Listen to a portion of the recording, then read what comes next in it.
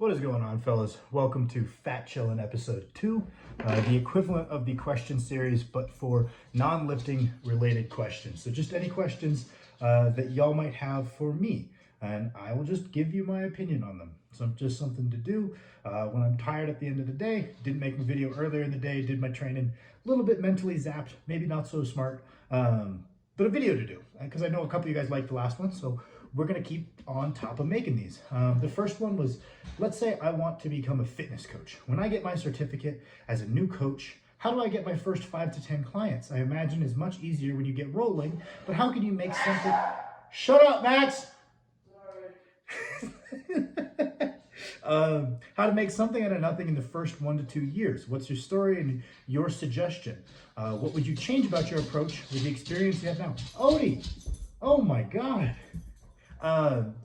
Let's see. So you kind of have two options, right? So if you're working for yourself, which is what I did, that's one thing, and I can give you my answer for that. Or the other one that most people will do is they will become a personal trainer affiliated with a gym. So either you work as an independent contractor and they allocate clients to you potentially. Maybe you pay a fee, you pay a portion to train clients out of that gym, or you work for the gym itself and they get a certain cut of it.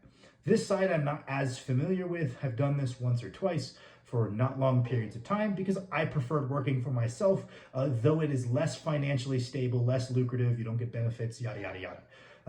But in the case that you're working for yourself, or at least what I did, and I stand behind being a good idea, especially if you're kind of interested in the strength and conditioning field, because that's at least what I can speak to. The first thing you want to do is you want to be your own body of work. Getting at least decent at the discipline you're doing doesn't automatically make you a good coach and isn't necessary to be a good coach, but it serves as very good advertising. It gets good buy-ins from your clients. So even if you're doing just as good of a job, I think you probably owe it to yourself and your clients to at least hold yourself to a reasonable standard. This can start getting you a couple of clients, but what I did is I took a couple people on for free. That I knew from school or the gym who had seen me making some progress, knew I was interested in coaching, knew I was trying to learn more, and I coached them for free. And I got better at the basics of programming and coaching, which you don't really learn from a certificate, you don't really learn from an education. There's a lot of on-the-job learning on how to optimize a program to the person. You can watch a lot of YouTube resources to speed up how you progress as a coach, but you got to get to that bare minimum, like quality of service, to where you can even really morally get away with charging somebody. Because I know people who have finished up a full exercise science major that I feel would be conning someone to charge them money right away because they have no experience with coaching itself. So you take on those people, you help them out for free, you get to the point where you're able to reliably have all of them progress, even though they're different people. That starts to kind of indicate that you have a service that is now worth money. Maybe take 5, even 10 people for free. And usually if those people are progressing well and you're doing justice by them, there will be word of mouth from them.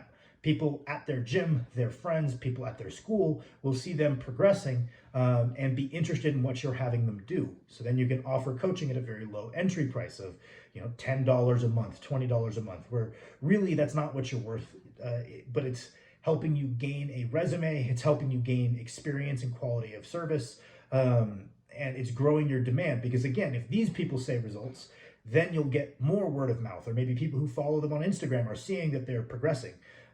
So a lot of your growth will come from word of mouth. You don't even need a huge social media if you're doing a pretty good job, because the people who you coach might have social medias, and or people in their gym will see their progression.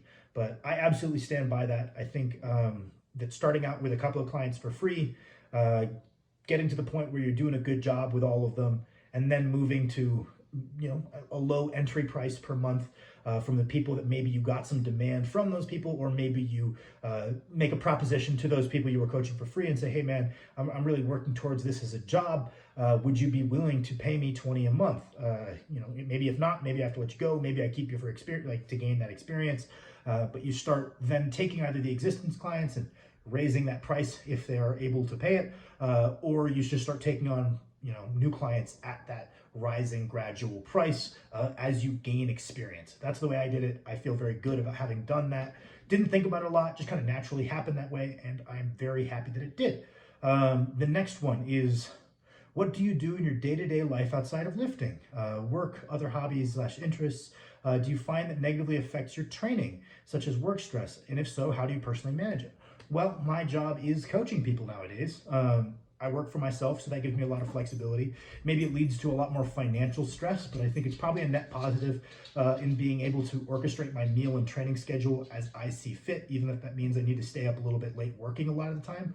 And that being said, working for myself, I try to keep my coaching prices as low as I can because I don't like placing financial strain on any of the people I coach.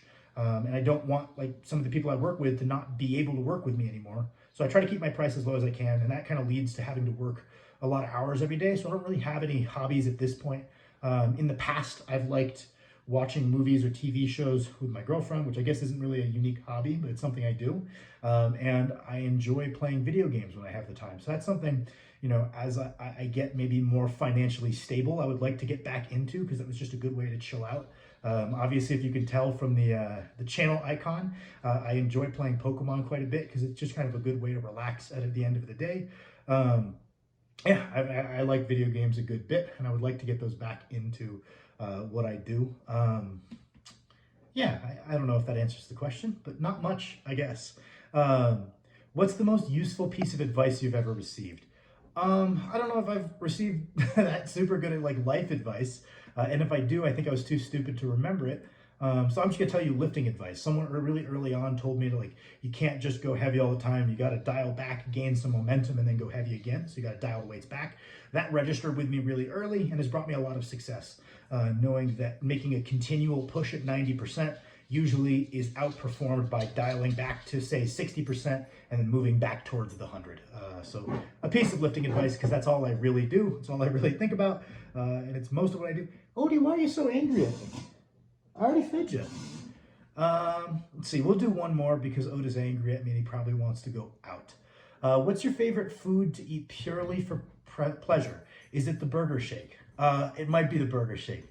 But on a serious note, I really don't enjoy food that much. I think it's because I've been force feeding for so long. It doesn't taste that good to me. I just don't enjoy it that much.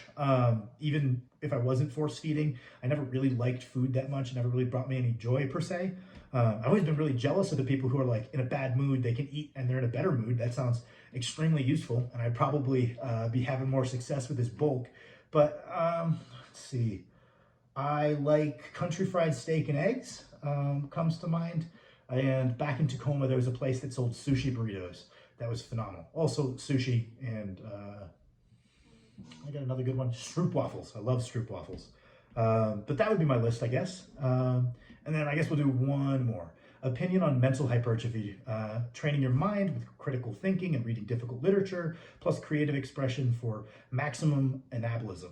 I do think you should train your mind to some capacity. I think I mentioned in a past video how your brain is much like your body, right? If we expose it to no stress, it will atrophy away into being quite feeble, right? And if we expose it to too much stress, again, it will probably atrophy away into being feeble. So we need to kind of find this optimal range of stress to expose our mind to, and preferably a productive stress, right? So all stress is kind of drawn from the same jar, and oh, you know, you'll be weaker if you were stressed out about your job. But stressing out about your job doesn't make you stronger because it's not a stimulus that's directed at that. So much the same, just any mental stress doesn't necessarily make you any smarter.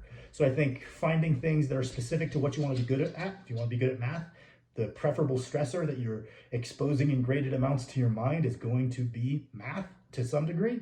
And I think that's really important, especially once we get out of school. I think if you were someone who the structure of school clicked with you and you actually engaged in the classroom, which I know is not everybody, and not getting good grades certainly doesn't mean you're stupid, right? It just, a lot of the time, just means you didn't engage with it. But the people who did engage with it, I think it forces them to be exposed to some level of mental stress, especially through college. I think it's one of the only benefits is it's a structured way to expose you to stresses and force you to get a little bit smarter.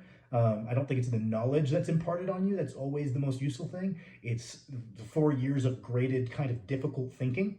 You know, I think that's the real benefit. And I think when people get past high school, maybe college, they stop getting that built into some of the jobs that they get. Maybe they're not mentally stimulating. So I think you need to go out of your way to expose yourself to things that are going to try to continue your progression in terms of, you know, mental power. You know what I mean? some people's jobs check that box, other people's don't, and they need to go get it elsewhere, right? Max has a very mundane and repetitive job, and so he listens to like ebooks, which makes something that would be, if not supplemented with something else, probably waste away into being really dumb, kind of helpful. And much the same, you said creative expression. Just like anything else, right? If you want to get good at something, you need to practice it on a regular basis. You're not just going to get good at it magically.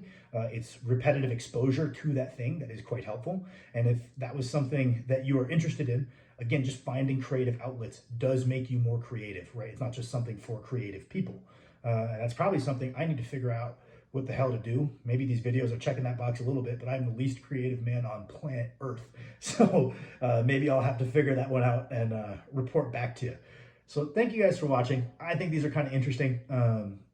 Obviously, they're just my opinions, and maybe my opinions about lifting carry at least a little weight. My opinions about this crap, I don't think you guys should listen to me, but it means the world to me that you want to hear what I have to say. So thank you for watching.